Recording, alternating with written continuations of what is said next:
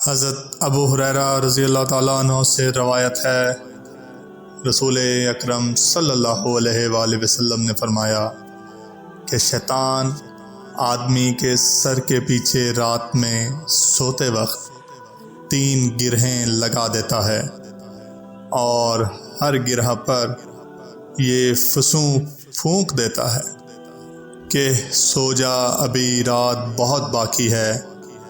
پھر بھی اگر کوئی بیدار ہو کر اللہ کی یاد کرنے لگے تو پہلی گرہ کھل جاتی ہے۔